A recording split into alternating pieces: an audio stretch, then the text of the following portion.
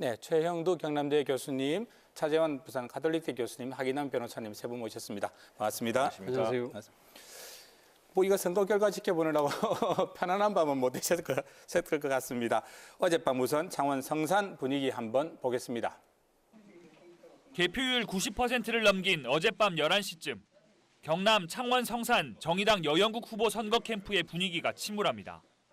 1위 강기훈 자유한국당 후보와 400표 차이를 좁히지 못해 패색이 짙어졌기 때문입니다. 그런데 개표율 99%가 넘어가는 순간 극적으로 순위가 뒤바뀌고 캠프에서는 환호성이 터져나옵니다.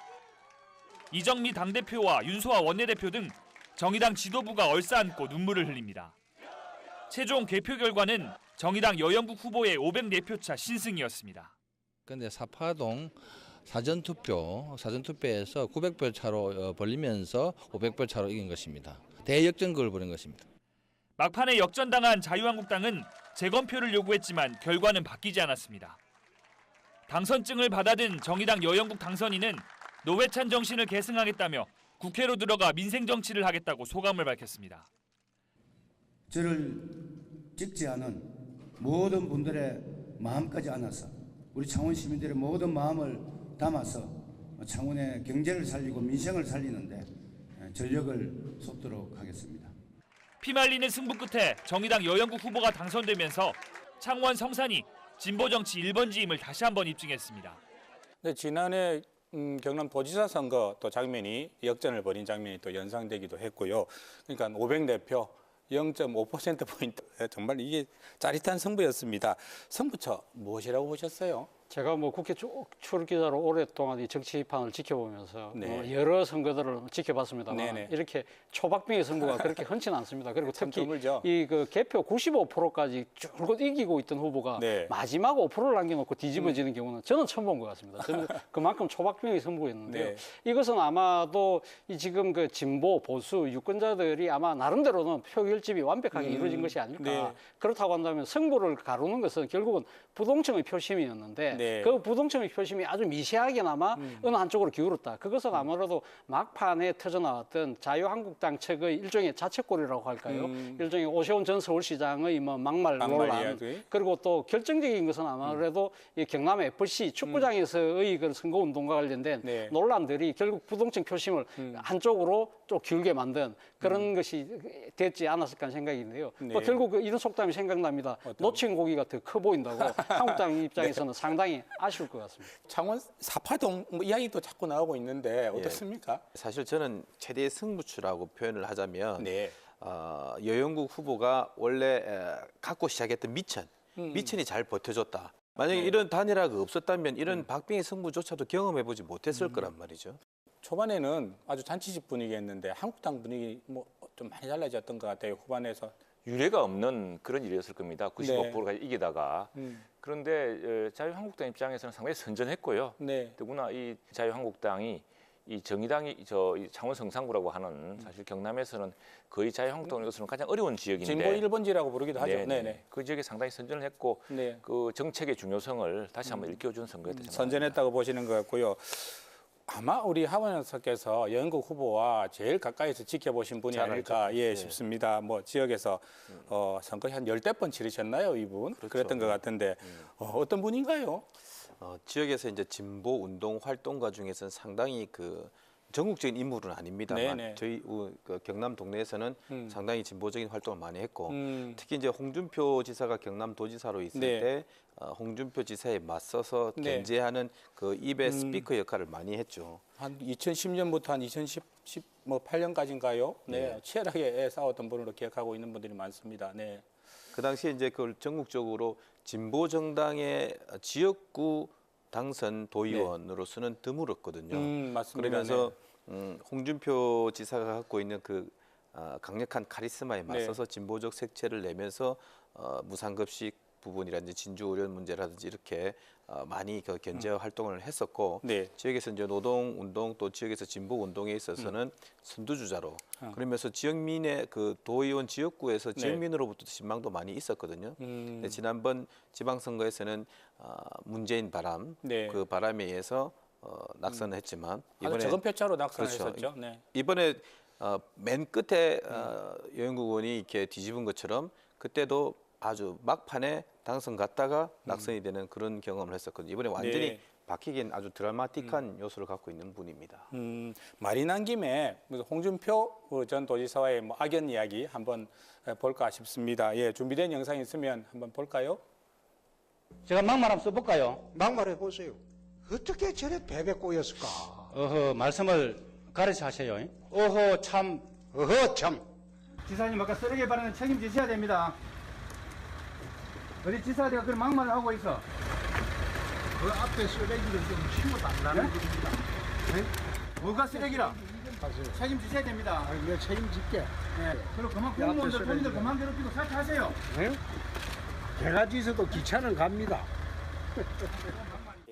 저 발언 때문에 네. 곤욕을 많이 치렀고 많은 그 도민들 특히 이제 민주당 진보 계열 그 당원들 또 주민들이 막말 도지사 사퇴하라 네. 우산에다 인쇄하고 시위도 하고 도청 앞에서 많이 그 피켓 시위도 하고 그랬습니다. 이 어떤 역할을 해야 될 거라고 보십니까? 지금 창원 경제 위기 과제를 그대로 물려받았습니다. 이제는 이번에 창원이 경제 그 위기에 가장 직격탄을 맞은 곳입니다. 특히 정부의 그 수산중공업을 비롯한 300여 개 협력업체들 그 지역 파급 효과가 크거든요. 지금 이쪽에 탈원지 정책으로 직격탄을 맞았고 또 소상공인들이 사실 뭐 경남에서 가장 경제가 좋다는 상남동에서 이게 IMF보다 못하다는 굉장히 지금 아우성이 있습니다. 이런 상황에서 이 경제를 결국 국회의원이라는 것은요.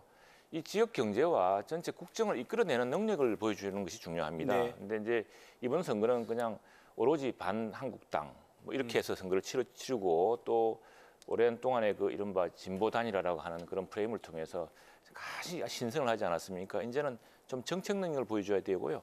지금 당장 창원 경제에 직격탄을 맺히고 있는 탈원전 정책에 대해서는 어떻게 할 것인지 이미 민주당 중진 의원들이 이 문제에 대한 이의 제기를 시작했거든요. 또 최저임금제의 그 지역 차별화 문제라든가 이야기했기 때문에 이런 데서 좀 더 실용적인 정책을 보여줘야 될 것이고요. 만약 그렇지 않으면은 다음번에 아마 민주당이 더 이상 단일화 양보하지 않을 것 같습니다. 제가 어떻게 보십니까, 교수님?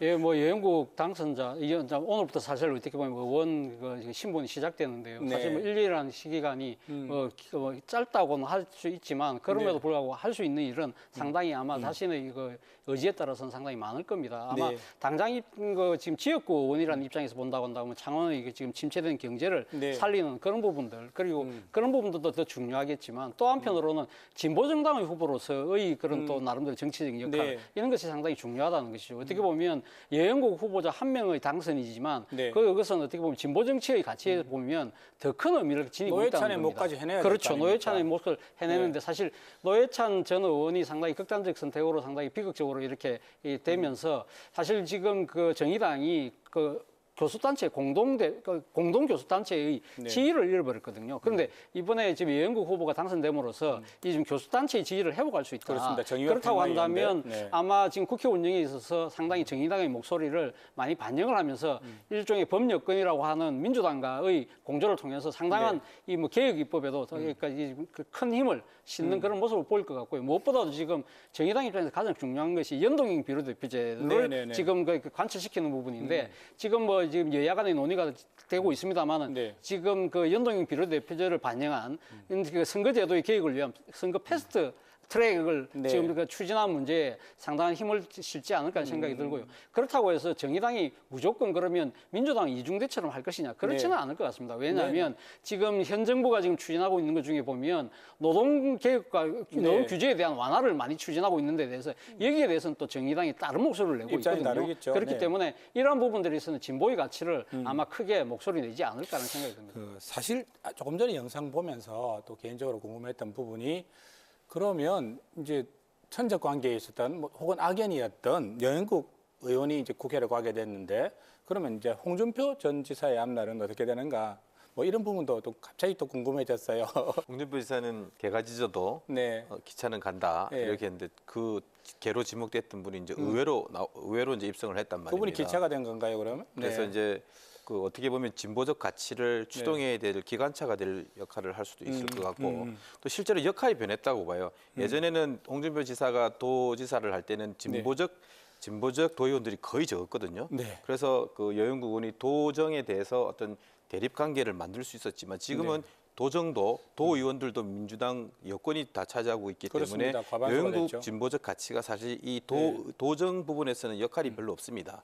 이제는 이제 국정으로 가서 네. 거기서 어떤 역할을 해야 되는 게 굉장히 중요하다고 봅니다. 어떻게 보십니까? 오늘 홍준표 전 대표가 이런 말씀을 하셨더라고요. 그래서 이번에 경남 보선에 대해서 상당히 선전했다. 이 지금 예. 한국당 입장에서는 모처럼 네. 정말 좋은 결과를 갖고 왔다고 이렇게 박수를 치는 모습은 분명하지만 맞습니다. 사실 어떻게 보면 이번 그 경남 미니 보선 자체는 네. 어떻게 보면 이 지금 한교안 대표의 일종의 그 총선의 모의고사 같은 성격을 띠고 있잖아요. 그렇다고 네네네. 한다면 지금 그 창원성산에서는 아깝게 졌지만 네. 그러나 통영고성에서는 소위 말해서 잃어버렸던 땅, 고토를 회복한 측면이 분명히 있는 것이거든요. 그렇다고 한다면 당내에서 한교안 대표의 장이 네. 점점 더 커질 수밖에 없다. 그렇다고 한다면 홍준표 전 대표 입장에서는 본인의 정치적 공간은 사실 더 위축될 수밖에 없는 것이다. 네. 그렇다고 한다면 결과적으로 나타난 부분은 환영할지 몰라도 실질적인 속내를 따지고 본다면 결코 환영할 수 없는 말 그대로 우픈 현실이 아닐까 하는 생각이 듭니다. 예, 이게 황교안 대표로 상징되는 이 체제가 좀 흔들려야지 들어갈 수 있는 본인의 여지가- 정치적 공간이 예, 열리는 거죠. 공간이 열릴 텐데 그런 부분은 좀 사라진 게 아닌가 그런 생각도 듭니다. 자, 그런가 하면은 통영 고성은 좀 심심했다 이런 평가를 받고 있습니다. 현장 한번 보겠습니다. 투표 종료 1시간이 지나면서 투표함이 열리기 시작했습니다. 사전 투표함을 시작으로 개표가 진행됐습니다. 욕지도 등 섬 지역 10곳에서 진행된 투표함은 배편으로 들어왔습니다. 초반 개표율 10%를 넘기면서 한국당 정점식 후보가 일찌감치 민주당 양문석 후보를 득표율에서 2배가량 앞섰습니다. 반 이상 진행된 개표에서 득표율 차가 20% 이상 벌어지자 자유한국당 캠프에는 박수와 환호성이 터져나왔습니다. 저를 선택해 주신 통영고성 주민 여러분들께 깊이 감사드립니다. 이번 보궐선거의 통영고성 유권자는 모두 15만 5,700여 명입니다. 통영고성 두 지역 모두 투표율이 50%가 넘을 정도로 선거에 대한 관심이 뜨거웠습니다. 이번 보궐선거로 통영고성은 흔들리지 않는 보수 텃밭임을 다시 한번 증명했습니다. 최 교수님, 네. 양문석 민주당 후보가 얻었던 36%, 이 의미에 대해서 해석이 갈릴 수 있겠는데 통영고성은 사실은 이기가 심심한 선거가 아니라요.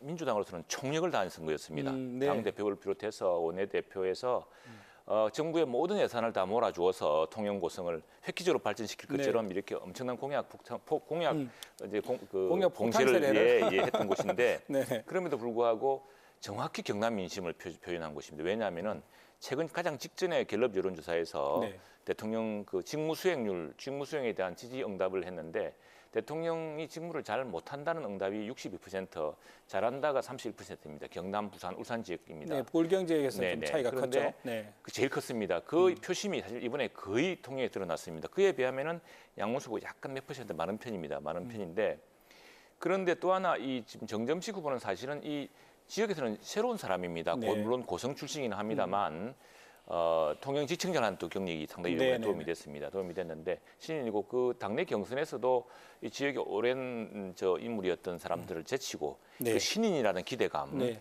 거기다가 또 황교안 대표의 인연 이게 해서 민주당이 집중적으로 사실 민주당이 리틀 황교안으로 몰아서 네. 거의 좀 이 후보의 당락을 좀 바꾸고 싶어 했던 네. 정도로 아주 이게 매진했던 곳인데 창원 경남의 민심을 정확히 반영하면서 그런 어떤 예산 정책, 정부 네. 예산을 마치 쌈짓돈처럼 이야기하면서 했던 것들이 전혀 먹혀들지 않았던 네. 이 정부의 정책 실정을 그대로 보여주는 표심으로 보여줬던 지역이었다. 곳이었습니다. 네, 알겠습니다. 36% 어떻게 보십니까?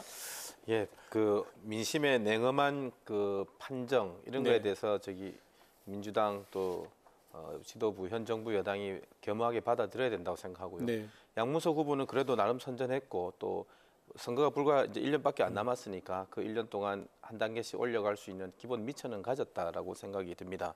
자료를 찾아보면 18대, 19대, 20대 이 세 번의 국회의원 선거에서 민주당이 이 지역에 후보를 제대로 못 냈었죠. 그렇죠. 예전에 비하면 네. 36%면 그래도 네. 우리가 기대했던 바는 좀 못 미칩니다만은 그래도 다음을 위한 어떤 종자 씨는 마련했다. 다음을 기약할 수 있는 이렇게 볼 정도의 수 있죠. 수준은 충분히 예. 된다. 예. 이렇게 보시네요. 어떻습니까? 최영두 교수님. 정점식 당선인 이 어떤 분인가요? 네, 정점식 당선인은 고성 출생입니다. 네. 근데 이제 고등학교는 저 마산에서 나왔습니다. 또 대학은 이제 서울법대를 나왔고 네. 고시를 했는데 이제 공안부를 주로 많이 했었죠. 그런데 그 이제 그 통진당 해산 사건 때 헌법재판소에서 네네. 그 법무부의 당시 TF 팀장으로서 황교안 대표는 장관이었고 네. 그 통진당 사건을 이끌었던 저 검사였습니다. 전력이 있고 또 네, 그래 또 네. 인연이 맺어졌네요. 네, 예, 황 그런데 대표와. 이번에 된 거는 뭐 마침 황교안 당대표가 되었고 네. 그 지역에서 이 젊은 정치 신인에 대한 기대가 컸던 것 같습니다. 그래서 당초에는 여론조사 상당히 좀 뒤졌는데 특히나 네. 이 고성 출신이 통고성 전체를 해서 통영 고성을 해서 참 국회의원 선거 따기가 어렵다 그랬습니다. 이 소 지역 이 구분이 있기 때문에 그런데 그걸 많이 무난히 딛고 특히 초기에 좀 인지도 낮고 또 네. 여론조사가 뒤졌는데도 불구하고 당원들의 압도적인 지지를 통해서 됐고요. 특히 이제 오랜만에 저 경남에서 젊은 정치 신인을 배출한 만큼 상당히 네. 더구나 당 대표와의 관계를 통해서도 그렇고 굉장히 그 경남 정치에 네. 자유한국당 입장에서는 새로운 바람을 불릴 것 같습니다. 알겠습니다. 자, 이쯤에서 오늘 아침에 나온 양당의 공식 논평 한번 들어보겠습니다. 우리 당은 이번 선거에서 나온 민심을 겸허하게 받아들이겠습니다. 통영 고성에서는 비록 이기지 못했지만 19대 총선에 2배 가까운 지지를 얻은 것이 성과로 판단됩니다. 노회찬 대표님, 저희 승리했습니다. 당신은 하늘에서도 정의당을 지켰습니다. 고맙습니다.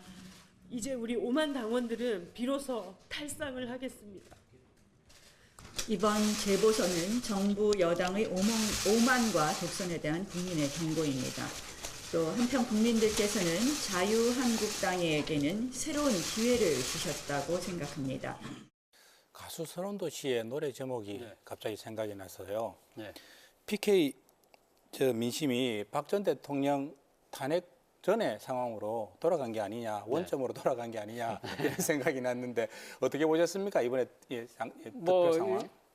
단편적으로 보면 네. 그렇게 이야기하시는 분도 있습니다. 소위 말해서 그러니까 최순실 국정농단 사건 이후에 네. 보수정들이 상당히 지금 이 표심을 드러내기가 좀 힘든 상황으로까지 몰렸지 않습니까? 그런 네. 측면에서 본다고 한다면 소위 말하는 샤이 보수들이 다시 돌아와서 결집한 양상이 보이고 있다. 네. 그럼에도 불구하고 아직까지 집권 여당의 입장에서 본다고 한다면 아직까지 완전히 판세가 뒤바뀌지는 않았다고는 나름대로는 네. 자의할 수 있는 정도는 되지 않을까 하는 생각입니다. 일단 차원성사에서 일단 최소한 방어는 한 셈이니까요. 네. 그렇다고 한다면 지금 많은 언론들이 이번 선거에 대해서 무승부라고 평가를 하지만 그럼에도 불구하고 지금 이 전국을 주도하고 있는 네. 정부 여당의 입장에서는 상당히 조금 뼈아픈 아마 이 결과가 아닐까 하는 생각입니다. 사실은 민심이 내년 총선을 앞두고 아주 강한 경고를 보낸 셈이니까요. 문제는 이것을 어떻게 받아들여서 네. 어떤 식으로 민심을 부응하느냐가 네. 여당에게 주어진 숙제라고 한다면 반대로 그러면 이 지금 자유한국당 입장에서는 네. 상당히 제가 생각했을 때는 일단 한교안 대표 입장에서는 절반의 성공은 했다.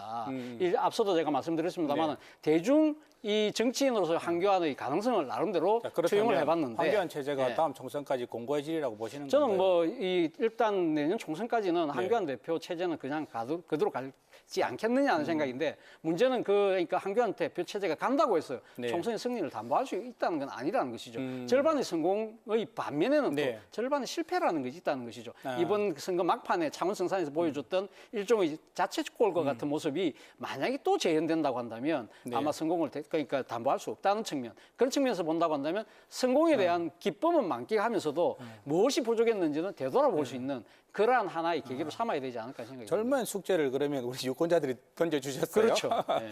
어떻게 보십니까? 이번 보궐선거가 내년 총선까지 뭐 이런 흐름이 갈 거라고 보시는가요? 변수가 많겠죠. 아무래도. 이번 선거를 결정은 사실 경제 상황입니다. 네. 경제라는 것은 사람들이 먹고 사는 문제. 네. 이 정부도 처음에 일자리 정부라고 하다가 지금은 그 말조차 못하고 있지 않습니까? 근데 경제 상황이 굉장히 안 좋거든요. 지금 통계청 지표를 보면은 지금 창원, 통영, 고성 다 안 좋습니다만 문제는 이제 민주당이 이런 그 표심을 네. 민심을 잃고 경제 정책을 과감한 혁신을 하지 않으면은 내년 총선은 더 어려질 수 있다 보고요. 자유한국당 역시도 이번에 우리 차 교수님 말씀하셨다시피 기회로 삼아서 정책 능력을 좀 더 강화해서 네. 분명한 대안으로 성장하는 계기를 삼아야 할 것 같습니다. 통영 고성에서 60% 가까운 게 민심 위반을 보여준 거잖아요. 네. 그 여세를 몰아서 상원 성산에서 잘하면 될 수도 있었는데 결국은 축구장 사건 등으로 비롯된 아직은 네. 오만성이 좀 덜 가라앉은 그 겸손하지 못한 모습으로 놓쳤다. 네. 그리고 이제 정부 여당에 대해서는 이제는 촛불을 끄지는 않는데 촛불의 내용이 변화해야 된다. 지금은 과거는 이제 적폐지만 지금은 이제는 민생이란 말입니다. 네. 민주당, 정부 여당이 이 민생에 대해서 어떻게 화답할 것인가. 내년도에 그 선거에 지금 그때까지도 이거를 화답하지 못하면 한국당이 눈앞에서 놓친 우리가 촛불이 꺼질 뻔했던 이런 것이 꺼지거나 한국당이 갖고 가버리는 그런 상황이 될 것이다. 엄중하게 대처해야 된다 이렇게 봅니다. 그러면 이제 전국 주도권은 또 누구에게 넘어갔다고 볼 수도 없겠네요.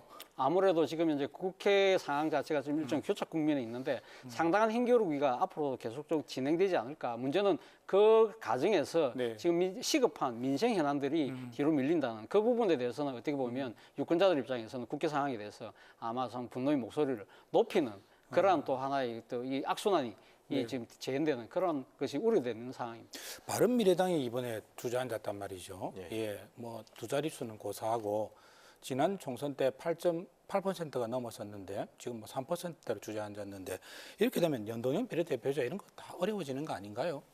저는 조금 다르게 보는 게 이번 선거가 중앙판 선거와 상징성의 선거였기 때문에 네. 그대로 두면 바른미래당이 5% 내지 10% 이 사이에서 득표를 할 수 있었을 텐데 네. 결국 누가 이기느냐 싸움에서 양쪽 진영으로 다 붙는 바람에 민중당도 평소 받는 것보다 훨씬 네. 적게 받았고 바른미래당도 그렇고 그곳에 표를 줄 여유가 없어져 버렸으니까 이번 선거만 갖고 애쓴 거에 비해서 결과가 적으니까 어떤 문책을 얘기할 수는 있을지 몰라도 당의 존립이나 기타 어떤 지도부의 책임론까지 거론하는 것은 저는 무리가 있다. 그리고 내년 선거를 향해서 어쨌든 간에 당을 알린 것은 분명한 사실이잖아요. 네. 그래서 좀 지켜볼 일이라고 봅니다. 이 질문은 꼭 드려야겠습니다. 그러면 내년 창원 성산에 민주당은 다시 후보를 내지 않는 건가요? 어떻게 되는 겁니까?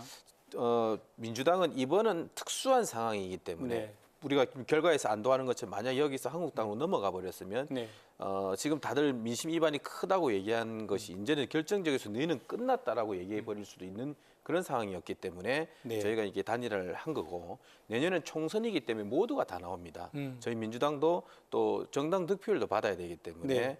아마 단일화는 쉽지 않을 거고 그 점에서 당선된 여영국 의원이 갖고 있는 한계점 네. 앞으로 숙제가 바로 이 점입니다. 이제 내년에 단일화가 없기 때문에 자생력으로 이길 수 있는 그 공간을 찾아야 되고 확실하게 말할 수 있는 것은 내년에 네. 단일화는 거의 없지 않나 이렇게 봅니다. 이해찬 대표는 어떻게 입지에 영향이 있게 된 걸까요? 뭐 청와대에 대한 상당한 그 경고의 쌓임이기 때문에 네. 아무래도 앞으로 당청 관계에 있어서 당의 목소리가 좀 더 커질 수밖에 없고 또 당의 입장에서는 상당히 네. 위의식을 느꼈기 때문에 네. 당 주도로 해서 내년 총선을 대비한다고 한다면 이해창 대표의 장악이 오히려 더 커질 가능성이 있다는 생각이 듭니다. 그런 변화도 가능하겠습니다. 예, 알겠습니다. 어쨌든 이번 선거를 통해서 우리 경남을 대표하는 또 2명의 새로운 정치인이 탄생했습니다. 국회에서 정말 멋진 활약 펼쳐주기를 또 지역에 있는 저희들 입장에서는 기대를 해보겠습니다. 오늘 토론 임해주셔서 대단히 고맙습니다.